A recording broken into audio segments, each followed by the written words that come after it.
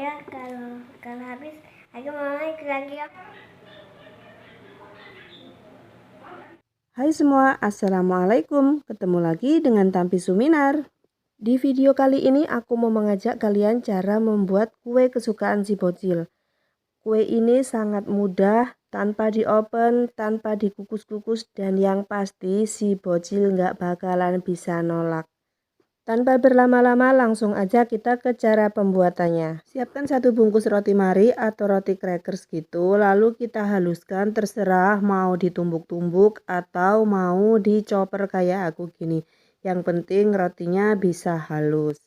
Jika rotinya sudah kita haluskan, lalu tuangkan ke dalam mangkok yang agak besar. Selain menggunakan roti mari, crackers, dan roti tawar, kita juga bisa menggunakan cake. Setelah rotinya kita haluskan, kemudian kita tuangkan susu kental manis. Untuk susu kental manisnya, kita juga bisa menggunakan susu kental manis rasa coklat atau susu kental manis yang putih kayak gini.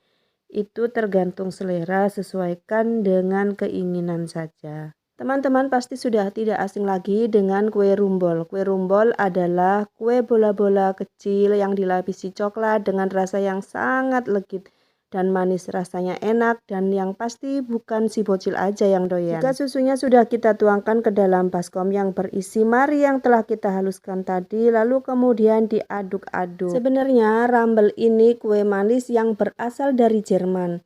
Rumble ini menjadi sajian khas Natal.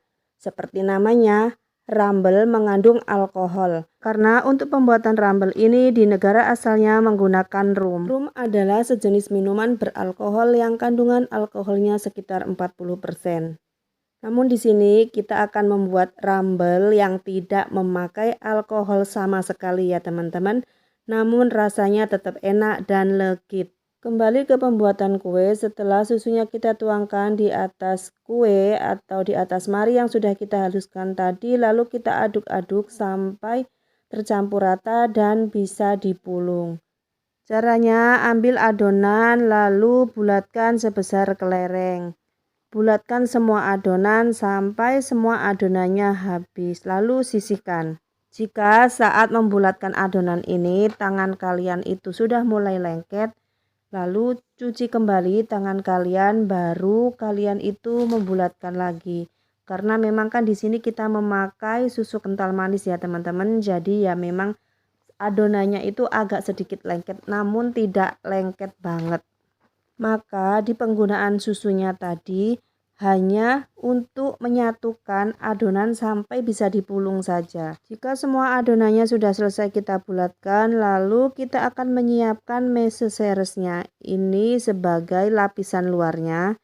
Dan kita juga akan menggunakan coklat batang untuk pelapis atau untuk melengketkan si coklat seresnya ini teman-teman. Untuk penggunaan coklat pelapisnya ini kita bisa menggunakan coklat batang rasa stroberi, dark coklat, milk coklat, itu terserah kalian, sesuaikan dengan selera.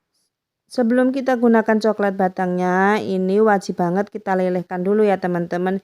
Ya iyalah ya, gimana mau dipakai kalau coklatnya itu masih bentuk batangan dan keras kayak gitu. Udah pastilah harus dilelehkan dulu. Jika semua bahannya sudah siap, caranya kita ambil mari yang sudah kita bulatkan tadi, lalu kita celupkan ke dalam coklat yang sudah kita lelehkan.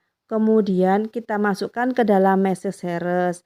Lalu kita goyang-goyangkan atau intinya kita baluti semua permukaan rumbolnya ini dengan mesoseres.